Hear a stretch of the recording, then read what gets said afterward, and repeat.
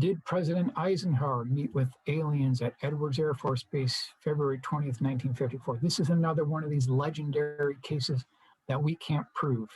It's all secondhand dead man's testimony, but it's part of ufology, so we'll cover it here. Allegedly, there were multiple craft that landed at Edwards. There was a quote-unquote meeting. This was recorded on film with 2 different species. Gerald Light, who was a metaphysics expert, he confirmed the case, and then Bishop James McIntyre, he was present at this allegedly as well. These are 2 of the people that were present. This is, ladies and gentlemen, what allegedly went down. There was the presidential aircraft in the background. You can see here religious leaders. There was a test pilot present. This all was seen on film. I can't prove this case. I don't know anyone else who can prove it, but Jim Nichols, who's a very good researcher, he's done a lot of research on this. He's been able to connect some of the dots and confirm at least portions of this case. Here is, we've got our President Eisenhower. This is the spokesman's review, February 19th, 1954. He did go to Palm Springs on a golf outing, and he was allegedly missing for at least a couple of hours or a half a day, right at the same time frame. And the cover story was he chipped a tooth and had to go to the dentist's office. That would have allowed him time to fly to Edwards Air Force for this alleged encounter. So this is back in February 19th, 1954. Quote unquote, a handshake has been made. This is from a U.S. Air Force officer. Now, I interviewed the daughter of this officer that states that a handshake has been made. So this could have provided secondary independent confirmation of this encounter with quote unquote aliens and former President Eisenhower. 1953, Saugerties, New York. I got this from Linda Zimmerman, who is a very good researcher on the East Coast in New York. She interviewed a witness who claims to have seen with at least 20 other witnesses a 200 to 300 foot long cigar-shaped craft that had these turquoise green, emerald green, you could call them orbs, circling these things along the tangential axis. There was also red ones as well. Here's the drawing I put together, and the report says from the eyewitnesses that there were a group of F-84 Thunder, F-86 Sabre jets. They were trying to chase after this thing, and when they got to the vicinity of this craft, it took off like a spark on a grinding wheel and left these jets completely in the dark. They could not catch this craft whatsoever.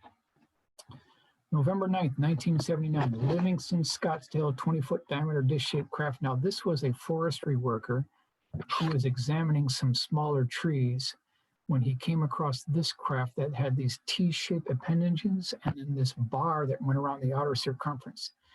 He got within about 24 feet of this craft, and then all of a sudden, what can be described as these prickly naval mines retract from the bottom of this craft, start rolling to his location. They attach themselves to his pant leg.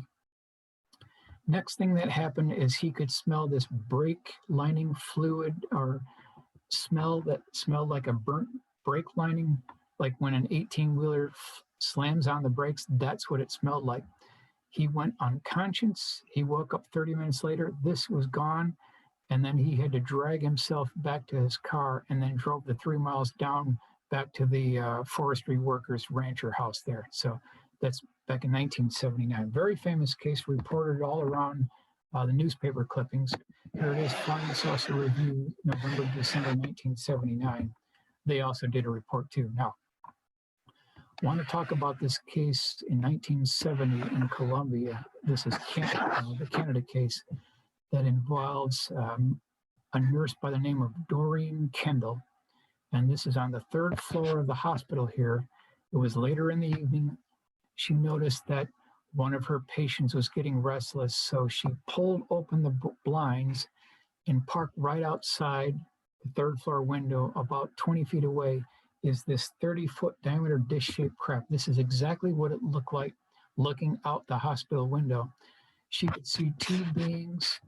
They were both wearing these black one-piece tight-fitting flight suits, And when the being on the far side, and they were both sitting on stools behind these instrument panels that had these buttons and switches and levers and dials.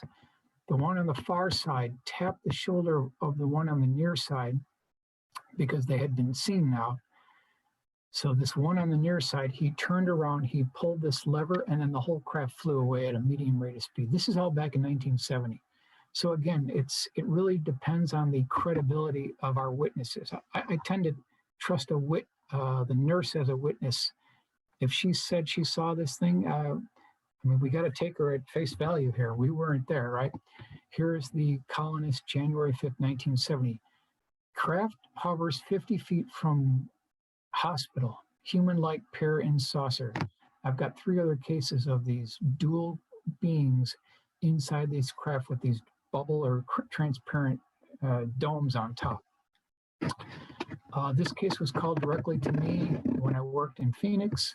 This is summer 1978, Santa Clarita Valley, California, 50 feet in diameter. This craft hovered directly over the pool. The father was cleaning the pool at the time, and he said that on the understructure of this craft, it had these, what he termed reindeer sleigh appendages. So this is the 4th time we've heard about these prongs or protrusions sticking out. It also had a concave dome section on the bottom, and then these rectangular probes sticking out as well. So this is back in 1978. We also want to talk about the Army helicopter incident. This is Mansfield, Ohio, October 18th, 1973, where this cigar-shaped craft that was 50 feet across had an interaction with a UH-1 Army helicopter.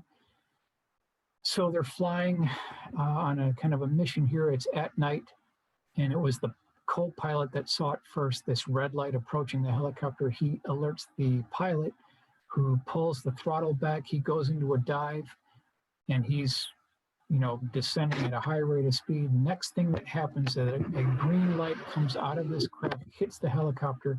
They're now ascending at 2,000 feet per minute. They get to about 3,500 feet above ground level. There's a thump.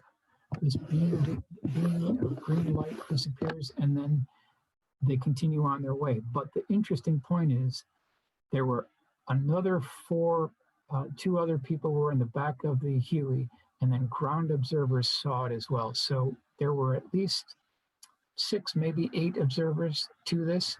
And this is the case that went to the UN, and debunkers could not debunk this case because of the credibility of the eyewitnesses. Here it is in Fate magazine, August 1978. You can see the helicopter, the observers on the ground. Here it is in the Daily Call, October 22nd, 1973. Helicopter crew estimates UFO speed at 600 miles an hour back in 1973. This thing made no sonic boom. It was approaching the speed of sound.